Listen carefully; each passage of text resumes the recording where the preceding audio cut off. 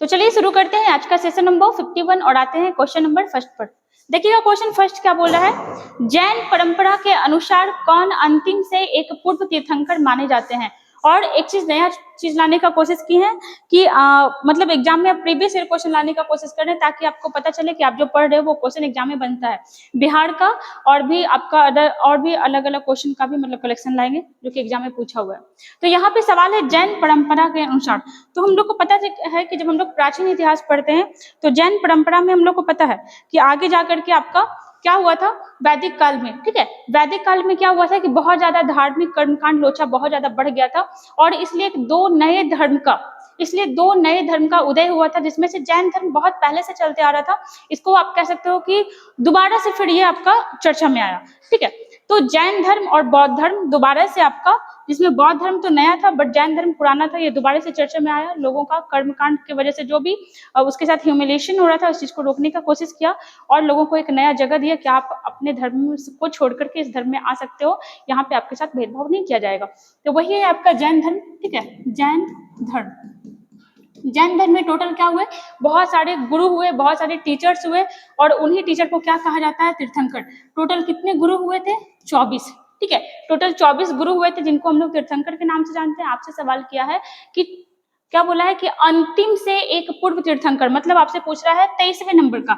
Important है हमारे लिए पहला, दूसरा, तीसरा और आपका 24वां, 23वां और 22वां। दरोगा में आपका 23वें नंबर या 22वें नंबर का ऐसा ही कुछ पूछा हुआ था। पहले नंबर के कौन है, तो पहले नंबर के थे ऋषभ देव। इन्हीं को कहा जाता है आदिनाथ। दूसरे नंबर के कौन थे, अजीत नाथ। और तीसरे नंबर के कौन थे, संभवनाथ। 24वें नंबर के कौन थे, महावीर स्वामी। 23वें नंबर के कौन थे, पार्श्वनाथ। और 22वें नंबर के कौन थे, अरिष्ट नेमि। इस चीज को याद रखिएगा। चलिए और भी देखते हैं, इनका प्रतीक चिन्ह भी आपसे पूछता है। तो ऋषभ देव का प्रतीक चिन्ह क्या था, बैल। ठीक है, अजितनाथ का प्रतीक चिन्ह क्या था, हाथी। संभवनाथ का प्रतीक चिन्ह क्या था, घोड़ा। उसके बाद देखिएगा महावीर स्वामी का क्या था, शेर। पार्श्वनाथ का क्या था, सर्प, मतलब सांप। और ये एक आपके लिए रहने देते हैं कि आप बताइएगा कि अरिष्ट नेमि का प्रतीक चिन्ह क्या था। चलिए आगे देखते हैं, इनमें सबसे ज्यादा जो विश्व प्रसिद्ध रहे ये रहे महावीर स्वामी। जैन धर्म के संस्थापक कौन थे, तो ऋषभ देव। जबकि वास्तविक संस्थापक कौन थे, महावीर स्वामी। अगर बात करें महावीर स्वामी के बारे में तो इनका जन्म 540 BC में हुआ था और यह आपके क्षत्रिय वंश से संबंधित थे। देखो वैदिक सभ्यता में क्या हो रहा था ना कि उस समय हमारा जो जाति हुआ करता था 4 भाग में बटा हुआ था, ब्राह्मण, क्षत्रिय, वैश्य और शूद्र। जिसमें आपका नीचे का दो तबका है, इनके साथ बहुत ज्यादा भेदभाव होता था। क्षत्रिय के साथ नहीं होता था, ब्राह्मण के साथ तो बिल्कुल भी नहीं होता था, क्योंकि भेदभाव करने वाला व्यक्ति ही कौन था, ब्राह्मण। तो क्षत्रिय के साथ नहीं होता था। उसके बावजूद महावीर स्वामी आप देख लो, गौतम बुद्ध देख लो, दोनों आपके क्षत्रिय ही रहे थे। ठीक है, इनके साथ भेदभाव नहीं था, ये चाहते तो आराम से अपना लाइफ बढ़िया से जी सकते थे। उसके बावजूद आम जनता के लोगों के उत्थान के लिए इन्होंने अपना सारा घर द्वार छोड़ दिया, सारा ऐशो आराम छोड़ दिया और निकल पड़े लोगों के कल्याण करने के लिए। उन्हीं में से गौतम बुद्ध भी थे और महावीर स्वामी थे। महावीर स्वामी का जन्म 540 BC में हुआ था, वैशाली के कुंडग्राम में हुआ था। पिता का नाम सिद्धार्थ था, माता का नाम त्रिशूला था। लिखने में बहुत टाइम लगेगा, आप सुन के लिख लेना। इनकी बेटी एक हुआ करती थी, बेटी का नाम था अनुजा और इसी को प्रियदर्शी भी कहा जाता था। और इनका एक दामाद था जिसका नाम था जमाली। 30 वर्ष की आयु में अपने माता पिता की मृत्यु के बाद 30 वर्ष की आयु में अपने बड़े भाई नंदीवर्धन से सजेशन लेकर के, नंदीवर्धन से रिक्वेस्ट कर करके कि भाई मेरा मन इसमें नहीं लग रहा है, हम लोगों का उत्थान करना चाहते हैं, भला करना चाहते हैं, सो हमसे ये राजपाट नहीं संभल पाएगा। और 30 वर्ष की आयु में अपने भाई नंदीवर्धन से सलाह लेकर के ये अपना घर छोड़ दिए। 12 वर्ष तक इधर उधर भटकते रहे, बहुत कठिन तपस्या किए, बहुत कठिन लाइफ जिए और 30 और 12 कितना हो गया, 42। और 42 वर्ष की आयु में इनको ज्ञान की प्राप्ति हुई। 42 वर्ष की आयु में इनको ज्ञान की प्राप्ति हुई और 468 BC में 72 वर्ष की आयु में, मतलब 42 में ज्ञान का प्राप्ति हुआ और 72 में इनकी मृत्यु हो गई। 468 BC में 72 वर्ष की आयु में इनकी क्या हो गई, मृत्यु हो गई। मतलब जब तक ये जितना अच्छा काम कर सकते थे कर पाए, लोगों का बहुत ही लाइफ को सेटल करने का कोशिश किया। एक चीज देखिएगा, आपका पूछता है जैन धर्म में महारत्न। ठीक है, तो कोई इनके धर्म में जो भी लोग आता था ना, उनको महावीर स्वामी यही बताते कि हम कुछ नहीं, आपको बस 4-5 ऐसा काम बताएंगे, अगर आप करोगे तो जाकर के आपका लाइफ सही होगा। एक चीज याद रखिएगा कि जैन धर्म में ज्ञान प्राप्ति को क्या कहा जाता है? जैन धर्म में ज्ञान प्राप्ति को कहा जाता है कैवल्य। जैन धर्म में जो आपका वहां का पवित्र बुक है, उस बुक को क्या कहा जाता है? आगम। ठीक है, इन्होंने क्या किया, इन्होंने लोगों को बोला कि अगर आप अच्छा लाइफ जीना चाहते हो, अगर आप चाहते हो कि आप बढ़िया से रहो, हमारे धर्म में आप आना चाहते हो, हमारे संप्रदाय में आना चाहते हो, तो आपको 5 चीज फॉलो करना पड़ेगा। क्या क्या था वो? तो पहला तो था आपका, देखिएगा, अपरिग्रह। अपरिग्रह, ठीक है, मतलब क्या होता है? धन संचय न करना। जैसे ही आदमी धन संचय करने लगता है, उसके मन में लालच आता है, और लालच आया उसके वहां से आपका गलत दिशा शुरू हो जाता है। फिर दूसरा था अस्थेय। अस्थेय मतलब चोरी नहीं करना, चोरी नहीं करना। तीसरा क्या था? तीसरा था आपका सत्य, हमेशा सत्य के मार्ग पे चलना। चौथा था अहिंसा, अहिंसा का पालन करना। और पांचवा सबसे ज्यादा इंपॉर्टेंट था, पांचवा था आपका ब्रह्मचर्य, जो आज के टाइम में एकदम से खत्म हो गया है, ब्रह्मचर्य। पांचवा था ब्रह्मचर्य। आपसे सवाल करता है कि ये चारों को कौन जोड़ा था? तो ये चारों को जोड़े थे पार्श्वनाथ। मतलब ये चारों कॉन्सेप्ट कौन दिए थे? पार्श्वनाथ, जो कितने नंबर के गुरु थे? तो ये थे आपके 23वें नंबर के। और ये जो 5वां नंबर का था, ये कौन जोड़े थे? तो ये जोड़े थे महावीर स्वामी। वैसे एक चीज और याद रखिएगा कि महावीर स्वामी हमेशा से महावीर स्वामी नहीं थे। इन्होंने क्या, ये पहले वर्धमान के नाम से जाने जाते थे, लेकिन आगे जाके जब उतना सेक्रीफाइस किया, उतना मेहनत किया, उतना तपस्या किया, उसके बाद फिर ये वर्धमान से महावीर के नाम से जाने जाने लगे। एक चीज और याद रखिएगा, आगे जाकर के यह धर्म भी 2 भाग में बट गया था। कौन कौन सा? तो श्वेतांबर और दिगंबर। श्वेतांबर और दिगंबर। दिगंबर क्या करता था? दिगंबर शुरुआत से था, दिगंबर कपड़ा नहीं पहनता था, वो दिशा को ही अपना कपड़ा मानता था। और श्वेतांबर व्हाइट ड्रेस धारण करता था, और व्हाइट ड्रेस इसलिए धारण करता था ताकि लोगों में भेदभाव फील नहीं हो सके। मतलब होता है क्या, स्कूल में स्कूल ड्रेस क्यों रखा जाता है? ताकि अमीर का बच्चा और गरीब के बच्चा में डिफ्रेंशिएट नहीं हो पाए, मतलब दोनों को कुछ फील नहीं हो, गरीब वाले बच्चे को सेम ड्रेस रख दिया गया। अब आप कितो अमीर हो, आप कितो गरीब हो, आप एक ही कपड़ा पहन के आओगे तो भेदभाव खत्म होगा। एंड श्वेतांबर भी लाने का यही रीजन रहा था। ठीक है, आंसर क्या हो जाएगा? तो आपसे अंतिम से एक पहले पूछ रहा है ना, तो आंसर क्या हो जाएगा? Option number A. और ये क्वेश्चन देखो बीएसएससी में आया हुआ है। आते हैं क्वेश्चन नंबर 2 पर। निम्न में से किस स्रोत के अनुसार यह कहा गया कि अशोक ने श्रीनगर शहरों को बसाया था? ठीक है, श्रीनगर जो शहर है, इसको कौन बसाया था? बेसिकली अशोक जो है 2 शहर बसाया था। एक आपका कश्मीर में, कश्मीर में कौन सा शहर बसाया था? श्रीनगर, कश्मीर में श्रीनगर। और एक नेपाल में भी शहर बसाया था। नेपाल में कौन सा शहर बसाया था? ललितपत्तनम, ललितपत्तनम। और इस बात की जानकारी हम लोग को कहाँ से मिलती है? तो कल्हन एक बुक लिखे थे, और उस बुक का नाम क्या था? राजतरंगिणी, राजतरंगिणी। और ये क्वेश्चन भी देखो किसमें आया हुआ है। ठीक है, जो पुराना हो गया बट ये सब क्वेश्चन रिपीट करते रहता है। श्रीनगर की स्थापना किसके द्वारा किया गया था? तो अशोक के द्वारा किया गया था। इस चीज को याद रखिएगा। अगर बात करें अशोक के बारे में, तो अशोक जो है आपका मौर्य सम्राट रहा था। मौर्य सम्राट ही नहीं, महान मौर्य सम्राट रहा था। किसका बेटा रहा था? बिंदुसार का बेटा रहा था। और किसी किसी स्रोत में मिलता है कि 268 बीसी, और किसी किसी स्रोत में मिलता है 272 बीसी। ठीक है, में इसका क्या हुआ था? राज्याभिषेक हुआ था। और 232 बीसी में, 232 बीसी में क्या हो गई थी? इसकी मृत्यु हो गई थी। आप बोलेगा कि जो आदमी का जन्म 272 में, मतलब जो आदमी 272 से शासन करे, उसका 232 में कैसे मृत्यु होगा? तो हम लोग को पता है ना कि बीसी क्या होता है। बीसी उल्टा चलता है। अभी 2024 चल रहा है, अगले साल 2025 होगा, लेकिन अगर बीसी चल रहा होता तो ये क्या होता? ये आपका उल्टा चलता, मतलब 1 साल पीछे हो जाता। दूसरा चीज याद रखिएगा कि अशोक भारत का पहला एक ऐसा शासक था जो अभिलेख के माध्यम से अपना संदेश जो है जनता तक पहुंचाता था। अभिलेख लिखने की प्रथा कौन शुरू की थी भारत में? तो यह अशोक ही था। और अशोक के अभिलेख को पहली बार पहचाना था कौन? तो फैंथलर, फैंथलर नामक आदमी जो था, अशोक के अभिलेख को पहली बार पहचाना था 1750 ईस्वी में। लेकिन इसको पहली बार पढ़ा कौन था? तो ये पढ़ा था 1837 में जेम्स प्रिंसेप नामक जो आदमी था, ये पहली बार अशोक के अभिलेख को पढ़ पाया था। अशोक अपने नाम पे अशोक नहीं लिखा करता था, देव नाम प्रियदर्शी लिख करके अपने आप को संबोधित किया करता था। ठीक है, तो इस सब चीज को आप याद रखिएगा। दूसरा, अशोक के समय का एक युद्ध बहुत ज्यादा प्रसिद्ध रहा था, 261 बीसी का कलिंग युद्ध। कलिंग युद्ध, कलिंग पहले आपका मौर्य साम्राज्य में नहीं शामिल था, लेकिन 261 बीसी में कलिंग का युद्ध किया गया। और फिर कलिंग की राजधानी तोसली को कहाँ मिलाया गया? तो मौर्य साम्राज्य में इसको मिला लिया गया था।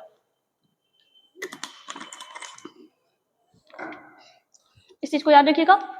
आंसर क्या हो जाएगा इसका? तो आंसर हो जाएगा कल्हन की राजतरंगिणी। और राजतरंगिणी से याद रखिएगा कि कश्मीर का जो भी इतिहास है, कश्मीर का जो भी इतिहास है हम लोग को किससे पता चलता है, राजतरंगिणी से। और कश्मीर में कितने वंशों ने शासन किया था, बहुत बार बता चुके हैं, काड़कोट, उत्पल और लोहार वंश ने कश्मीर पर शासन किया था। इस चीज को याद रखिएगा।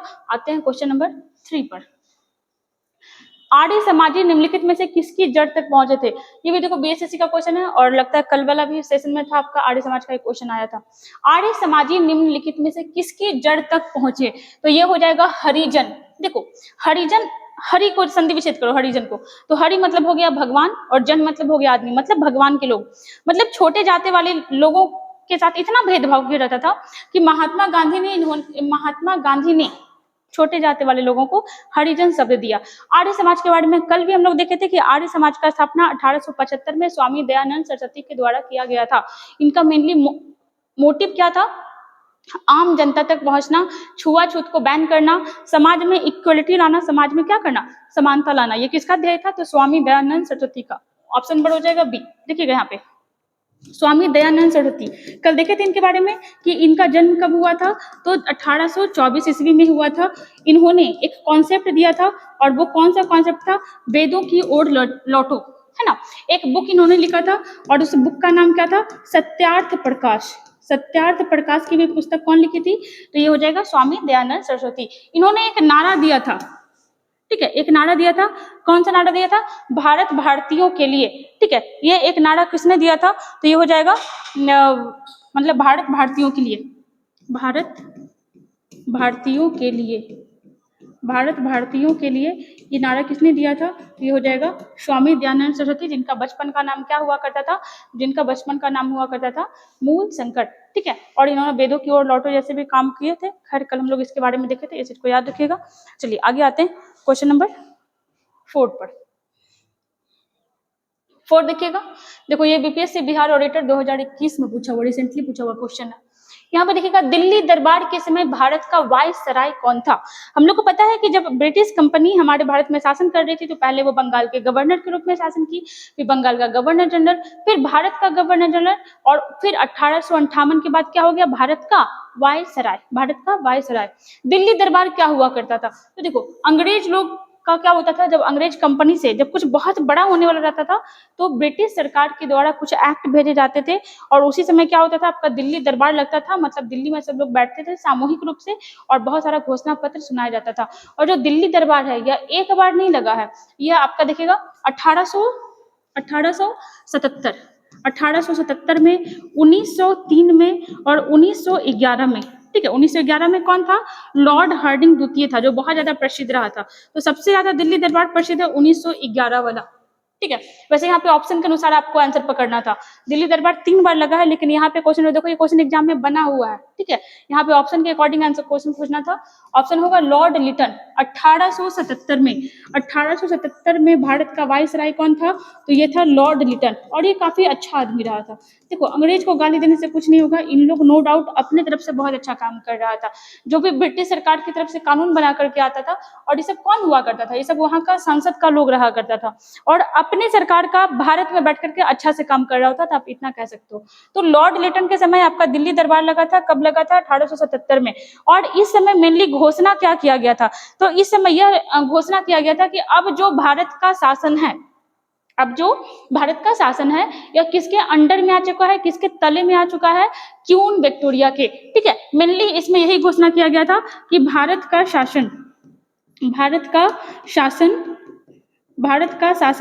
क्वीन विक्टोरिया के अंदर आ चुका है, कि क्वीन विक्टोरिया के अंडर में, मतलब उनके हाथ में आ चुका है। वैसे आज के टाइम में तो ये स्टेटमेंट लिखने में भी गंदा लग रहा है एकदम से, अब भारत किसी के अंडर में नहीं है, भले अब भारत इसको पीछे कर दिया ना, इसको पीछे कर दिया, तो इस चीज को याद रखिएगा। 1877 में ये घोषणा किया गया। आप बोलिएगा कि भाई ये घोषणा तो 1858 में ही हो गया था 1857 तक क्या हो रहा था कि भारत पे ब्रिटिश कंपनी शासन कर रही थी, मतलब कि भारत से मान लो कि अडानी चला गया यूएसए में कंपनी खोलने के लिए, और आगे जाके अडानी का कंपनी इतना ज्यादा पावरफुल हो गया कि पूरा यूएसए को कब्जा लिया, पूरा यूएसए को कब्जा लिया, ठीक है। उसके बाद फिर इतना कब्जाने के बाद वहां बहुत ज्यादा विद्रोह करने लगा। उससे क्या हुआ कि भारत का नाम खराब होने लगा। ऐसा इमेजिन करो कि भारत का नाम खराब होने लगा कि भारत की एक कंपनी जाके यूएसए को बर्बाद कर दिया है, तब क्या करेगा भारत सरकार, उस कंपनी को अपने अंडर में कर लेगा। तो ये चीज हुआ था कब, 1857 में,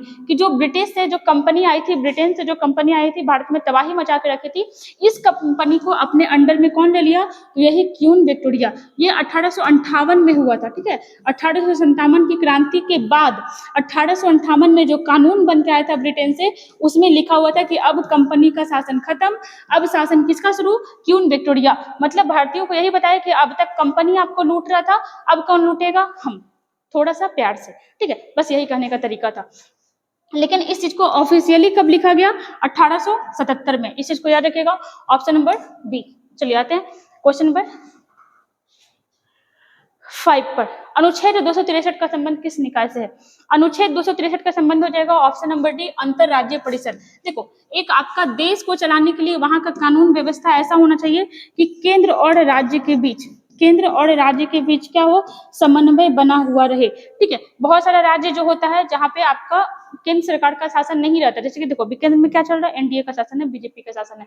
तो आप देखो कि जो राज्य में भी बीजेपी या एनडीए का सरकार है तो ज्यादा बढ़िया से समन्वय रहता है। जैसे भी बिहार में देख लो, फिर से एनडीए का हो गया, यूपी में देख लो, तो इस समय बीजेपी का सरकार है तो काफी अच्छे से चलता है। जहाँ बीजेपी का सरकार नहीं होता है, वहाँ केंद्र की सरकार और राज्य की सरकार में भी हमेशा टसन चलते रहता है। वो आपको वेस्ट बंगाल में देख सकते हो, वेस्ट बंगाल में भी हमेशा ये सब होते रहता है। तो एक अच्छे लोकतंत्र, एक अच्छे देश चलाने के लिए ये चीज बहुत ज्यादा जरूरी होता है कि केंद्र और राज्य के बीच समन्वय बना हुआ रहे। और इस चीज का चर्चा कहाँ किया गया है, तो अनुच्छेद 263 में, ठीक है। और इसके तहत क्या होता है कि अंतरराज्यीय परिषद के गठन का प्रावधान है, के गठन का प्रावधान है। और इसका जो पावर होता है, अंतर्राज्यीय परिषद का जो पावर होता है, ये किसके पास होता है, तो ये होता है आपका राष्ट्रपति के पास, राष्ट्रपति के पास। केंद्र और राज्य के बीच बहुत बार ऐसा हुआ है कि बहुत ज्यादा प्रॉब्लम हुआ है, तो बहुत सारा आयोग भी बनाया गया है केंद्र और राज्य के पक्ष के बारे में बात करने के लिए, उनके तालमेल को बैठाने के लिए। जैसे आपका एक नाम तो आप बहुत बार सुने होंगे, सरकारिया आयोग, सरकारिया आयोग, ठीक है। ये किससे रिलेटेड है, तो केंद्र राज्य संबंध से। दूसरा एक है आपका पुंछी आयोग, पुंछी आयोग, ये सब क्या है, तो ये सब आपका केंद्र राज्य से संबंधित है, ठीक है। ऑप्शन नंबर क्या हो जाएगा, डी। चलिए आगे आते हैं क्वेश्चन नंबर 6 में। देखिएगा, सभी मूल बलों में सबसे दुर्बल बल कौन सा है, तो सबसे दुर्बल बल आपका गुरुत्वीय बल हो जाएगा, ठीक है। गुरुत्वीय बल जो है आपका सबसे दुर्बल बल होता है। और सबसे प्रबल बल पूछेगा तो ये कौन सा बल हो जाएगा, ये हो जाएगा आपका परमाणु बल, परमाणु बल, ठीक है। इसको याद रखिएगा, आज थोड़ा जल्दी था इसलिए थोड़ा सा जल्दी में निकल रहे हैं। भीतरकनिका वन्य जीव क्षेत्र निम्नलिखित में से किस एक के लिए विश्व प्रसिद्ध प्रजनन स्थल है। और देखो, बिहार सिपाही चालक में 2020 में पूछा हुआ है, आपसे पूछा है कि भीतरकनिका जो वन्य जीव अभ्यारण्य है, ये मेनली किसके लिए प्रसिद्ध है, तो ये हो जाएगा आपका कछुआ, ठीक है। कछुआ क्रोकोडाइल के लिए, ठीक है। कछुआ के लिए प्रसिद्ध है, कहाँ, भीतरकनिका। अगर बात करें यह है कहाँ, तो यह है आपका उड़ीसा में स्थित है, उड़ीसा, ठीक है। उड़ीसा को पहले उत्कल के नाम से जाना जाता था, कलिंग के नाम से जाना जाता था। और अभी इसकी राजधानी कहाँ है, अभी इसकी राजधानी भुवनेश्वर, भुवनेश्वर। उड़ीसा के सीएम कौन है, नवीन पटनायक। और इन्होंने रिसेंटली वेस्ट बंगाल के पूर्व सीएम ज्योति बासु, ध्यान से सुनना, उड़ीसा के सीएम नवीन पटनायक जी वेस्ट बंगाल के सीएम ज्योति बासु का रिकॉर्ड तोड़ा है। किस चीज का रिकॉर्ड तोड़ा, तो रिकॉर्ड उस चीज का तोड़ा कि अभी तक भारत में सबसे लंबे समय तक अपने पद पे कौन रहे हैं, पवन कुमार चावलिंग, सिक्किम के सीएम। सेकंड नंबर पे कौन रहे थे, वेस्ट बंगाल के सीएम ज्योति बसु। और उनका रिकॉर्ड तोड़ के सेकंड नंबर पे कौन पहुंच गए, नवीन पटनायक जी पहुंच गए हैं। और उड़ीसा के गवर्नर कौन है, तो गवर्नर है रघुवर दास, रघुवर दास। पूरी दुनिया का सबसे बड़ा हॉकी स्टेडियम कहाँ है, उड़ीसा में है। सबसे बड़ा हॉकी स्टेडियम कहाँ है, उड़ीसा में। और क्या नाम है उस हॉकी स्टेडियम का, बिरसा मुंडा अंतर्राष्ट्रीय हॉकी स्टेडियम, अंतर्राष्ट्रीय हॉकी स्टेडियम। आपसे क्रिकेट वाला पूछेगा तो आप क्या बताइएगा, नरेंद्र मोदी क्रिकेट स्टेडियम, ठीक है। आंसर क्या हो जाएगा, ऑप्शन नंबर डी। चलिए क्वेश्चन नंबर 8 पे आते हैं। मानव शरीर की सबसे बड़ी कोशिका कौन सी है, ये देखो 2023 में पूछा हुआ है मद्य निषेध में। मानव शरीर की सबसे बड़ी कोशिका, ठीक है, मानव शरीर की सबसे बड़ी कोशिका पूछ रहा है। एक होता है बड़ी कोशिका और एक होता है छोटी कोशिका, ठीक है। इसमें तो बहुत लंबा थोड़ा एक्सप्लेनेशन दिया जा सकता था, बट थोड़ा सा जल्दी से है जी। देखिएगा, अगर आपसे पूछता है लंबी कोशिका मानव शरीर की, तो ये हो जाएगा आपका तंत्रिका कोशिका। ठीक है, ये पूछ रहा है ना। ठीक है, सबसे बड़ी कोशिका, लंबी कोशिका कौन सी हो जाएगी? तंत्रिका कोशिका। वैसे देखो, इसमें और भी अच्छा एक्सप्लेनेशन दिया जा सकता था। मानव शरीर में देखो, ऐसे सबसे बड़ी कोशिका जो होता है ना, वो ओभम होता है। ओभम, ओभम मतलब अंडाणु, महिलाओं का। सबसे लंबी कोशिका पूछेगा तब आप बताइएगा तंत्रिका कोशिका। लेकिन देखो यहाँ पे, ये तो एग्जाम में भी आया हुआ क्वेश्चन है, तो यहाँ पे आंसर हम क्या लगाएंगे? तंत्रिका कोशिका। ठीक है, ऑल ओवर में सबसे बड़ी कोशिका क्या किसका होता है? तो शुतुरमुर्ग के अंडे का। अब नहीं कि शुतुरमुर्ग का अंडा ही कोशिका नहीं है, शुतुरमुर्ग का जो अंडा है वह जिस सेल से बना हुआ है, वह सेल क्या है? तो वह दुनिया का सबसे बड़ा सेल है। ठीक है, सबसे बड़ा सेल है शुतुरमुर्ग के अंडे का। ठीक है, बाकी सेल वाला भी क्वेश्चन हम लोग देखे थे। आते हैं क्वेश्चन नंबर 9 पर। देखिएगा, पुस्तक हिंद स्वराज निम्नलिखित में से किसके द्वारा लिखा हुआ है? तो जो हिंद स्वराज लिखा हुआ है, इन्हें कहा जाता है भारत के राष्ट्रपिता। किसके द्वारा ये पुस्तक लिखा गया है? तो भारत के राष्ट्रपिता किसके द्वारा? मोहन गांधी के द्वारा। ठीक है, करमचंद मोहन गांधी, नहीं, मोहनदास करमचंद गांधी, सॉरी, मोहनदास करमचंद गांधी के द्वारा, जिनका जन्म कब हुआ था? 2 अक्टूबर 1869 को, और जिनकी मृत्यु कब हुई? 30 जनवरी 1948 को। जिनको राष्ट्रपिता और जिनको बापू का भी संज्ञा दिया गया है। इन्होंने यह पुस्तक लिखा था कब? ये क्वेश्चन भी एग्जाम में बनता है 1909 में। 1909 में ये पुस्तक वो गांधी जी लिखे थे। और ये आपका किस लैंग्वेज में लिखा हुआ, ये भी क्वेश्चन बनता है। वैसे एक क्वेश्चन को हम एक बार और लेंगे, इसमें बहुत सारा क्वेश्चन बता सकते थे। यह आपका गुजराती लैंग्वेज में लिखा हुआ है। और 1909 आप ईयर देख रहे हो, गांधी जी जो है आपका कब गए थे वहां? कब गए थे? दक्षिण अफ्रीका में 1893 को गए थे। यहाँ गए थे और वापस कब आए थे? तो वापस आए थे 1915। ठीक है, मतलब यह बुक जो है ये आउट ऑफ इंडिया लिखा था, भारत के बाहर लिखा गया था। किनके द्वारा लिखा गया था? महात्मा गांधी जी के द्वारा। महात्मा गांधी जी के द्वारा। बाल गंगाधर तिलक के द्वारा एक पुस्तक, बहुत इंपॉर्टेंट पुस्तक लिखा गया था, गीता रहस्य। गीता रहस्य। चलिए आते हैं क्वेश्चन नंबर 10 पे। गन पाउडर किस मिश्रण से बनता है? जो आपका ये देखो, बीएसएससी सेकंड सीजियल 2016 में पूछा हुआ है। जो गन पाउडर है, यह किसका बना हुआ है? तो यह बना हुआ है आपका चारकोल, सल्फर और पोटेशियम नाइट्रेट का। Option number C. ठीक है, कल से प्रॉपर फिर से एकदम एक्सप्लेनेशन के साथ ही वीडियो आएगा। आज थोड़ा कुछ जल्दी था, काम था, इसलिए थोड़ा कम एक्सप्लेनेशन हो पाया। सो कोई दिक्कत नहीं है, मिलते हैं फिर कल। और कल से फिर से मतलब और भी हम लोग सिर्फ बिहार का स्पेशली नहीं, सीजीएल आपका, एसएससी, सीएचएसएल और रेलवे जो भी आता है, सारे क्वेश्चंस का ना हम लोग वही कोशिश करें कि प्रीवियस ईयर क्वेश्चन आए, ताकि आपको पता चले कि किस टाइप का क्वेश्चन बनता है। और अगर उसमें एक्सप्लेन कर देंगे तब तो और भी सोने पे सुहागा हो जाएगा। ठीक है, तो चलिए मिलते हैं फिर कल के वीडियो में। तब तक के लिए बाय।